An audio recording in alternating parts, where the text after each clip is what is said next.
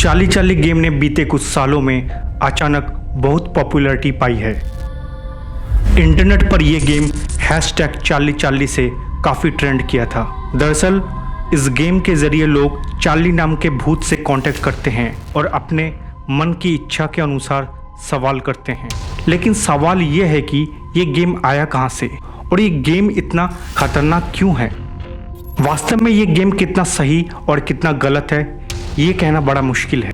जानते हैं चाली चाली गेम का पूरा सच। नमस्कार, मैं हूँ राजेश। स्वागत है आपका फैक्ट रिबूट में।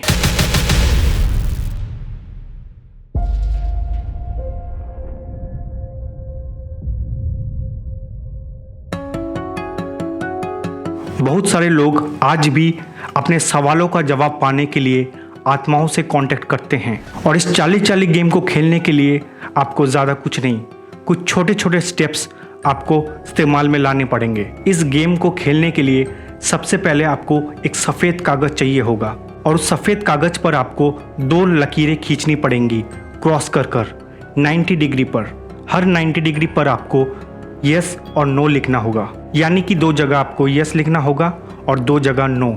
और 2 साधारण सी पेंसिल ले और उनको कागज़ पे क्रॉस करके रखें। अब आपको एक साधारण सी रिचुअल दोहरानी होगी, चाली चाली आर यू देयर, या फिर Charlie Charlie can you come out to play.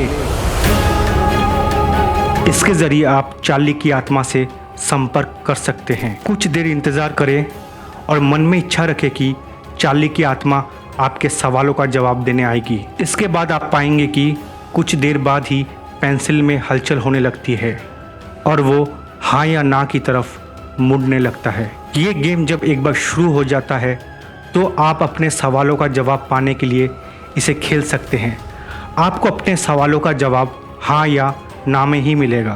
तो अब हम जानते हैं ये गेम आया कहाँ से। ये एक ओल्ड मैक्सिकन गेम है। ये एक ट्रेडिशनल स्पिरिचुअल परफॉर्म्ड गेम है जो कि एक चाली नाम के एक पुराने भूत को संपर्क करने का जरिया है। लेकिन सावधान, ये गेम उन लोगों को कतई नहीं खेलना चाहिए जिनको पैरानॉर्मल रिसर्च और डेमोनोलॉजी की सही जानकारी नहीं है। यही वजह है कि सभी का संपर्क फ्रेंडली गोस्ट चार्ली से नहीं हो पाता। इसी चक्कर में कई लोग गलती से बुरी आत्माओं को ज़रूर बुला लेते हैं। ये बुरी आत्मा शुरू में अच्छा व्यवहार करती है और फ्रेंडली गोस्ट जैसा व्यवहार करती है, लेकिन धीरे धीरे इसका पैशाचिक इरादा सामने आने लगता है। जब भी गेम ख़त्म होने वाला हो और चार्ली को अलविदा करने के बाद भी अगर कोई रिस्पॉन्स ना मिले तो समझ जाइए आपका संपर्क किसी बुरी आत्मा से हो चुका है।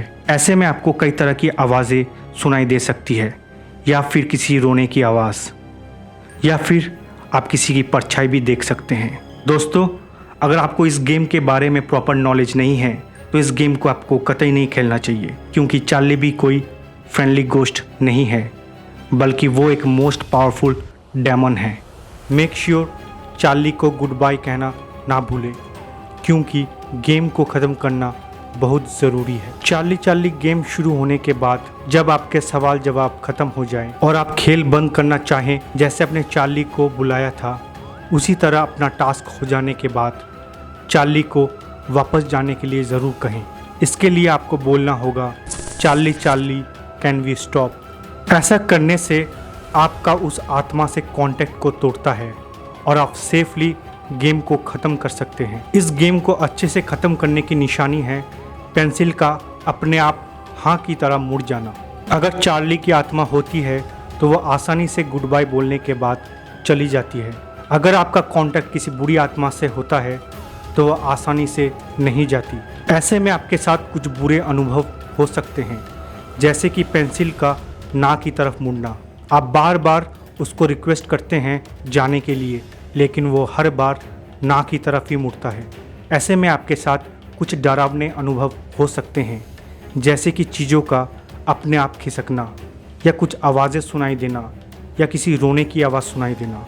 ऐसा होने पर आपको किसी पैरानॉर्मल एक्सपर्ट से कंसल्ट करना चाहिए। कई लोग सवाल करते हैं, क्या गुड बाय बोलना ज़रूरी है? हाँ, गुड बाय बोलना बहुत ही ज़रूरी है, क्योंकि अगर आप ऐसा नहीं करते हैं तो आप हमारे और आत्माओं के बीच का एक पोर्टल खुला छोड़ते हैं, जिसमें से कोई भी बुरी आत्मा कभी भी आ सकती है और ये आपके लिए काफ़ी खतरनाक हो सकता है। ये गेम किसी एक जगह की उपज नहीं है। ऐसा कोई सबूत नहीं है कि ये गेम एक ही जगह से आई हो। कुछ लोग मानते हैं कि ये एक मैक्सिकन गेम है, जबकि दूसरे लोगों के अनुसार ये गेम एज़टेक और माया हिस्ट्री से लाया हुआ है और मैक्सिकन पीपल्स ने इसको अपनाया है। इन सब बातों में कितनी सच्चाई है कौन जानता है। सबसे पहले ये गेम इंटरनेट पर 2008 साल में याहू आंसर्स पर पोस्ट किया गया था। उस समय ये गेम पेपर पे नहीं हाथों पर खेला जाता था। उस समय एक वीडियो भी वायरल हुआ था। उस वीडियो में देखा जा सकता है कि कुछ बच्चे इस गेम को खेल रहे हैं। आपको क्या लगता है,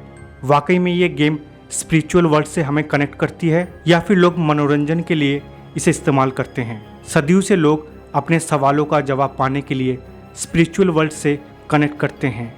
इस बात में कोई शक नहीं कि आत्माएं होती है और आज भी कई पैरानॉर्मल एक्सपर्ट्स भूतों से कांटेक्ट करने के लिए एक खास मीडियम या गैजेट से उनसे संपर्क करते हैं। इसका मतलब ये नहीं है कि कोई भी इस गेम को खेल सकता है। आउजा बोर्ड, जिसे हम आज सबसे खतरनाक गेम मानते हैं, वो एक समय मनोरंजन के तौर पर खेला जाता था। कुछ लोग पब्लिसिटी पाने के लिए कुछ वीडियो बनाकर इंटरनेट पर डाल देते हैं ताकि लोगों में एक अवधारणा बनी रहे। अगर आप इस तरह का कुछ करने की सोच रहे हैं तो ध्यान रहे, आपको पूरी नॉलेज होनी चाहिए, क्योंकि आत्माओं से खेलना कोई मजाक नहीं। क्या पता कब कहाँ आपका मजाक बन जाए।